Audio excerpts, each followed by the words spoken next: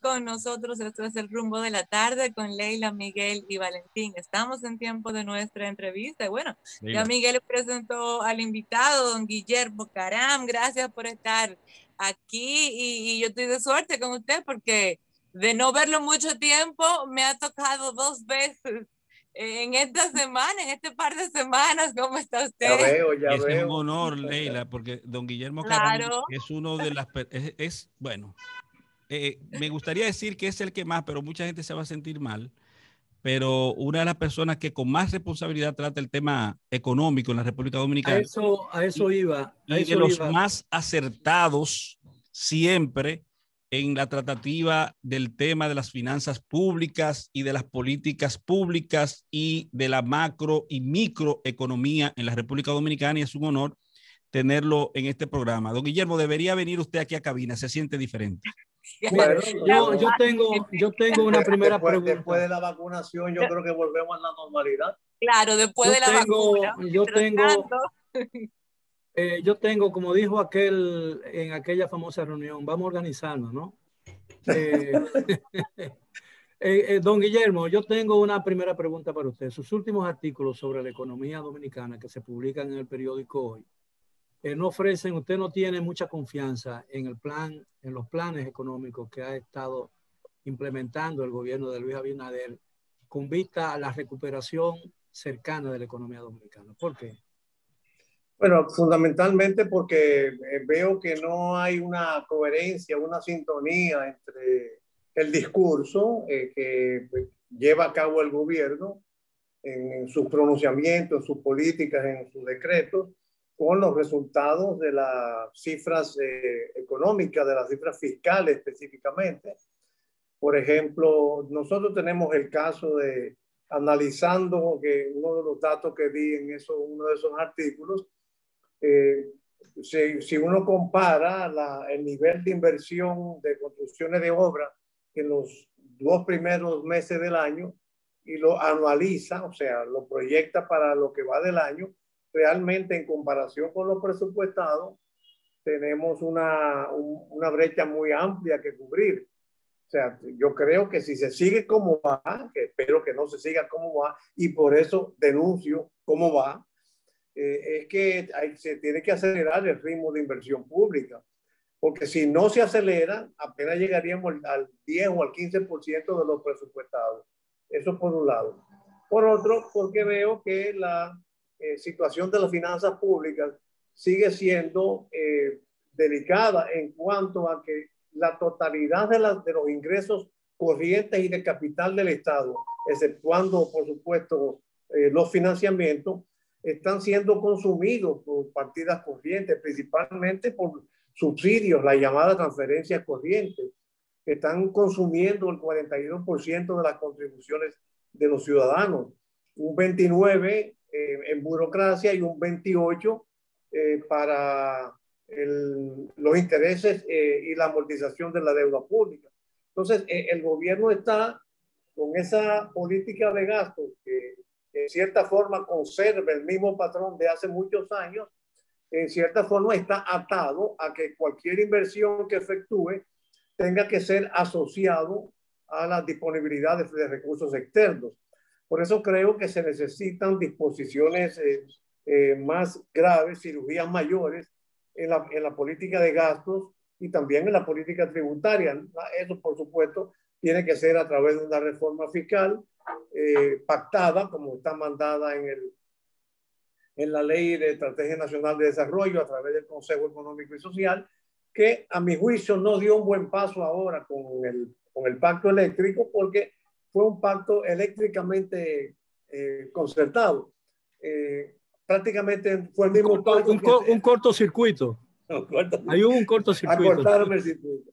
Entonces, por eso mis preocupaciones y, por supuesto, inspirado en que el gobierno de Luis Abinader, al que yo apoyé, quede bien, porque yo creo que ningún dominicano consciente, inscrito en las bondades de la democracia, genuinamente convencido de que el sistema democrático es el mejor de los sistemas políticos, puede apostar a calamidad en el manejo de la cosa pública. Ingeniero, un día después del discurso del mensaje presidencial ante la Asamblea Nacional, en un programa de televisión muy cercano al PRM, por su productor, el ministro de Obras Públicas anunció, así lo publicaron los medios digitales, incluso los periódicos escritos, los periódicos tradicionales, anunció la construcción de un gran expreso. Un expreso es una carretera ancha, una autopista ancha de alta velocidad, que comenzaría en la Luperón y terminaría en Punta Cana. Esa sería, sin lugar a dudas, la obra de infraestructura vial más grande jamás concebida en la República Dominicana. Pero eso tiene que ser un error. Yo supongo que debe ser un error. Porque ¿cuál sería la ruta? ¿Cuál sería el propósito? Ellos dijeron la ruta. La ruta partiría desde la Luperón. Eso es lo que digo, hasta Punta Cana. Cruzaría el Mar Caribe hasta Boca Chica, mi comunidad. Y de Boca Chica. Pero esa es la autopista de las Américas, hermano. Sí, pero caería directamente no en la autopista de las Américas, sino en la autopista denominada Boulevard del Este. Pero esa es la circunvalación que ya se está haciendo y que ya tienen una segunda etapa y que va a alcanzar, se va a unir un poco más allá de Boca Chica, después del puente alto de Boca Chica. Yo creo que el error consiste, y me excusa que el entrevistado que debe responder la pregunta que hace don Miguel, que además yo quisiera también que me explicara por qué él afirma que el gobierno actual no va a poder ejecutar más de un 15% de las obras planificadas, pero lo que creo es que interconecta, don Miguel. Eso va a pasar por el Mar Caribe. Hay muchísimos puentes en Estados Unidos, como el Chesapeake Bridge, que tienen esa misma estructura. Bueno, pero todas las carreteras, todos los vías que dividen Santo Domingo, el Gran Santo Domingo, o la ciudad, o el Distrito Nacional y Santo Domingo Este, está separada por 4 puentes. Correcto. Señores, con ustedes, Guillermo Carán, continúe. Bueno, realmente yo a veces digo que soy ingeniero civil de jugando, porque en mi profesión, es mi profesión de grado universitario, pero la actividad económica que he desempeñado ha sido la economía. Pero a priori me parece un proyecto tremendamente ambicioso que no me presenta una lógica inicial satisfactoria, sobre todo porque implicaría una gran movilización de áreas construidas, de lo que le llaman derechos de vía, que tendría que ser asombrosamente ejecutada, y sobre todo incursionar en el área marina es algo que es tremendamente delicado. Pero a mí me parece que lo que él ha anunciado, no es más que la circunvalación de Santo Domingo, porque el propósito es que continúe y se una con la autovía del Este más allá de Boca Chica. Sí. Bueno, pero como en ese caso se sería lo más lógico. Pero, por supuesto, agarrando la otra pregunta de Valentín, bueno, ¿por qué digo yo que es lo del 10 y el 15%? Sencillamente, las cifras oficiales establecen que durante enero y febrero solamente se han invertido en construcciones de obra 700 millones de pesos. Tú lo multiplicas por 12, te da 7.000, por 6, porque tenemos 2 meses y son 12 meses. Tenemos 4.200, imagínate 5.000 millones, 5.000 millones de pesos al año, pero está presupuestado 41.000. O sea, tú divides los 5.000 entre los 42.000 y te da un rango entre 10 y el 15%. Lo que pasa es que el gobierno está apostando demasiado a las APP, a las alianzas pública-privada, y está contando que muchos de los proyectos anunciados van a ser ejecutados por vía de alianza pública-privada. Pero eso también es un riesgo, porque las reglamentaciones que hay no son, a mi juicio, fácilmente superables. Se necesita, hay todo un procedimiento diseñado en la ley y más ampliado en el reglamento, que no creo que se van a lograr los resultados ambiciosos al que el gobierno está apostando. Y vuelvo y repito, ante ese escenario de un ritmo de construcción pública muy lento en comparación con lo presupuestario y una recurrencia a las alianzas públicas privadas más de la cuenta en una fase experimental. Este es el momento y estamos allá en el 7º mes del gobierno, este es el momento que no se ha comenzado la primera obra con la alianza pública-privada. Todas han sido anunciadas y que se van a ejecutar mediante esa alianza. Pero óyeme, ya va casi el 15% del tiempo. Es que eso toma mucho tiempo. Los trámites burocráticos son muy lentos en ese caso. Corríjame, en todos son Guillermo. Y en montar un sistema nuevo es mucho más lento. Don Guillermo, corríjame, pero alianza público-privada, salvo la verborrea que parece indicarnos una unión de vocablos que indican esto como algo novedoso. La alianza público-privada no ha existido con antelación en la República Dominicana y una de ellas, por ejemplo, es justamente una cuestionada carretera que va desde Boca Chica prácticamente hasta Samaná. Sí, son modalidades, diría yo, predecesoras o precedentes, como tú quieras llamarle. Pero naturalmente ahora hay toda una ley que las regula y eso hace más difícil y además inspira una mejor concertación, una mejor contratación. Pero sí, aquí ha habido precedentes de esfuerzo conjunto, de participación privada en proyectos públicos y yo estoy de acuerdo con eso. Yo estoy de acuerdo con que todo lo que pueda provocar la concertación de fuerzas de la sociedad en cuestiones de interés público se cultive.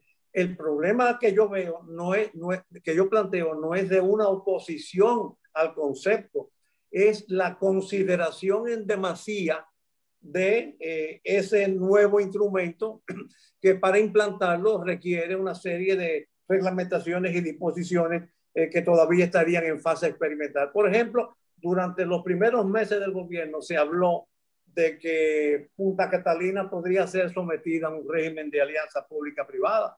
Sin embargo, ya se conoce que convocaron un concurso para un contrato de operación y mantenimiento y el gobierno incluso está apuntando a otras plantas eléctricas al norte del país, utilizando el gas natural. Ya tú te fijas que en el corto tiempo el gobierno ha cambiado en cuanto al proyecto más grande que tiene el país, que dicho sea de paso, consistió en el buque insignia de la anterior administración. Entonces, todas esas innovaciones requieren un tiempo de maduración y mientras tanto la presión de las necesidades, las demandas sociales caminan a un ritmo desorbitante. Ingeniero, me ha sorprendido la cifra que usted ha dado de que en los 7 meses del gobierno solamente se han invertido en obras públicas. En los 2 meses de este año. En los 2 meses de este año, 750 millones. 700 y tantos millones de pesos. Sí. ¿En qué obras específicas? No, yo solamente analizo la parte de la macroestructura fiscal. El desglose no está, porque yo suelo recurrir mucho a las informaciones oficiales. No me gusta recurrir a extraoficiales, sino porque no quiero provocar reacciones de que eso no es así. En fin, la cifra oficial publicada en Dirección de Presupuesto indica que en los meses de enero y febrero solamente se invirtieron 720, si la memoria no me falla, 720 millones. Tú multiplicas eso por 6, porque 2 meses es la sexta parte de los 12 meses del año, y te da unos 4,000 y tantos, ponle tú 5,000 millones, y lo compara con el volumen presupuestario de 40 y tantos mil, y llegas a que solamente se está ejecutando entre el 10 y el 15%. Don Guillermo, en la parte relativa a la autopista del Nordeste y específicamente lo del peaje sombra que se fue tan aplaudido en el anuncio del presidente, ¿usted cree que hay una brecha efectivamente para la revisión y renegociación del contrato? Definitivamente hay una brecha. Es un mal contrato de participación privada en proyectos públicos, porque el contrato esencialmente, y de donde se genera el concepto peaje sombra, es que ellos, los ofertantes, los contratistas, ofertaron una obra que iban a ejecutar en tanto dinero, en tantos millones de pesos, lo concibieron como un financiamiento a ser recuperado en tantos años, definieron esa amortización anual y dijeron, yo tengo que cobrarlo con el peaje. Ahora, si el peaje no me da, el Estado tiene que darme la diferencia. Bueno, es una mala concepción de un proyecto de participación privada, público-privada. El hecho fue que calcularon, sobreestimaron el tránsito en la carretera. Sí. Y hicieron el cálculo en esa base. Sí. Y como todavía no tiene ese ritmo y no tiene ese uso la carretera, entonces el gobierno tiene que pagarle a ellos casi el doble de lo que recauda. O también subestimaron. Pero ahí está el fraude de ese contrato. Claro. Pero también subestimaron la elasticidad de los fenómenos económicos. O sea, bueno, si tú haces una carretera y dejas libre el tráfico, vamos a suponer una proporción se va por ahí.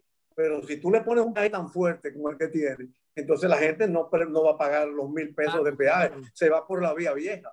Entonces, el peaje tan alto apuntó, desorientó el tráfico y hizo leonino, por decirlo así, el contrato. Conspiró contra el contrato. Conspiró contra el contrato, pero es más fácil para ellos. Eso fue eso a propósito. Bueno, entonces ahí hubo una mala negociación. Ahora, es delicado el punto porque la experiencia dominicana en triunfos en cortes internacionales no ha sido muy buena. Quizás lo que convendría 1134. hacer es una negociación amistosa para alargar los plazos y revisar los términos y condiciones del contrato. 1134, don Guillermo. O comprar el contrato. El contrato legalmente asignado entre las partes tiene fuerza de ley para lo mismo. Por vías de consecuencia, no es tan fácil como decir que vamos a resolver ese problema en los próximos días sin la voluntad, sin la participación volitiva por parte de una de las partes contratantes. Así es, no es fácil. No es fácil y pienso que se está manejando la situación muy pensando en el debate público, en la opinión pública, en agradar a la opinión pública. Ahora, el presidente no dijo, lo vamos a resolver, ¿eh? Él no dijo, lo vamos a resolver en los próximos días. Él dijo, lo estamos revisando. Eso fue lo que él dijo. Y ha contratado un abogado que tiene experiencia. Claro, Esquea. Don Guillermo, en su gobernación se compraron deuda externa de la República Dominicana, ¿no es cierto? ¿Se puede comprar ese contrato? Bueno, pero ¿quién lo va a comprar? Hay que buscar el Estado Dominicano. ¿El Estado Dominicano lo puede comprar? Bueno, lo puede comprar, sí. Bolivia compró su propia deuda. Bolivia compró su propia deuda hace mucho tiempo, dejándola que naufragara. Y cuando los títulos de esa deuda no valían un centavo, la compró. Bueno, eso es una táctica, pero nosotros tenemos tradición de buen pagador. Sí. Y eso no ayuda a la... Sí, pero la deuda, el precio de la deuda, a que el precio de la deuda baje. Y por supuesto hay que ponderar otras variables, pero de que se puede hacer y de que esa sería una solución, yo creo que sí debería estar en una de las agendas sobre la mesa. Pero no es una solución legal. Es una solución más política que legal. Pero a mí me recuerda... Es un acuerdo entre dos partes. Hizo su entrada Georgie Rodríguez aquí, una estrella. Pero a mí me recuerda mucho esa posición del presidente Abinader en su última y primera rendición de cuentas, a la postura asumida justamente por el presidente Danilo Medina cuando entró al gobierno y apuntó de forma popular y populista hacia la renegociación con la Barrick Gold. Mire, se parecen mucho situaciones que afectan a la República Dominicana, que constriñen la economía y ambos mandatarios apuntando hacia el problema. El problema es que el problema no tiene solución, sino... Y también se parece a aquella frase de Antonio Guzmán, el oro es nuestro. Así, sí. Mira, con esas empresas, más que con esas empresas que son internacionales, que tienen conexiones internacionales, que son extranjeras, que se cotizan en bolsa, yo creo que más que anunciar las cosas, lo que hay que ejecutarlas. ejecutar medidas que contribuyan, que constituyan y que lleven a una negociación forzada, pero tomar la iniciativa gubernamental. Por ejemplo, lo que hicimos con la Falcon Bridge, se emitió un decreto para determinar, estableciendo una tasa de cambio fija para las exportaciones de ferroníquel. Eso obligó a que ellos a que se sentaran en las mesas de negociaciones en un área que ellos no tenían deliberación posible, porque ellos no podían decirle al gobierno del presidente Balaguer que no fijara una tasa de cambio en momentos donde había un cuasi sistema de control de cambio. No, una cosa similar fue lo que intentó Bosch, y eso provocó, eso fue una de las causas de su derrocamiento, con la ley de tope del azúcar, la ley de tope de precio del azúcar. Sí, bueno, yo creo que todos los precios del mercado internacional del azúcar por encima de lo que establecía esa ley le pertenecía al Estado. Sí, yo no estoy seguro que eso fue una de las causas determinantes del golpe. Claro. Yo creo que hubo otras cosas, incluyendo su propia voluntad de gobernar. Sí, claro, pero hubo muchos elementos, no fue uno solo. Evidentemente, en política nunca hay una sola razón para replicar una acción. Bueno. O sea, esa ley de precio tope. Yo creo que la solución en el caso del peaje sombra es una buena negociación de parte del gobierno.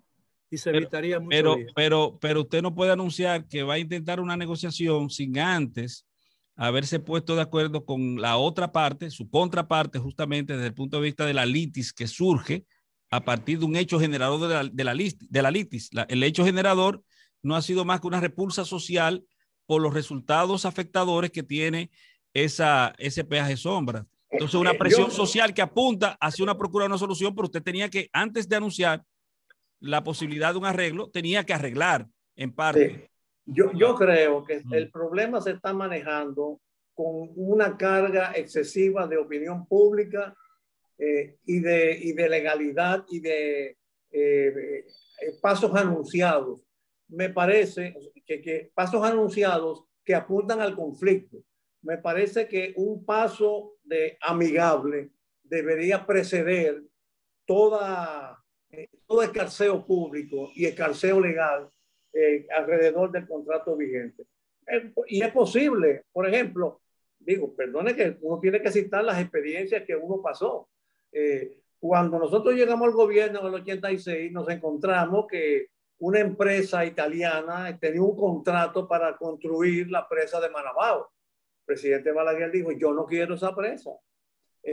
Y a pesar de que esa fue una firma de ingenieros que contrató el gobierno del PRD, me dice a mí, dile a ellos que prefieren, si vamos a una litis para anular el contrato de la construcción de la presa de Manabao, o yo le otorgo el contrato de la construcción de la presa de Higüey Aguacate. Y por supuesto se negoció, ellos entraron en razón, porque las firmas de ingenieros lo que quieren es construir, no entrar en una litis. Pero fue una propuesta amigable, fue una negociación amigable, que incluso la opinión pública no conocía a fondo el sustrato de lo que había detrás de eso. Lo que había detrás de eso. Entonces, lo mismo sucedió con los sulfuros, con el proyecto de los sulfuros, que el presidente Balaguer no lo quería porque entendía que era un proyecto contaminante.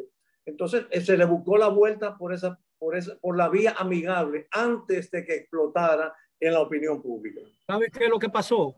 Que lo que le faltaba de visión a Balaguer le sobraba aquí en el cerebro.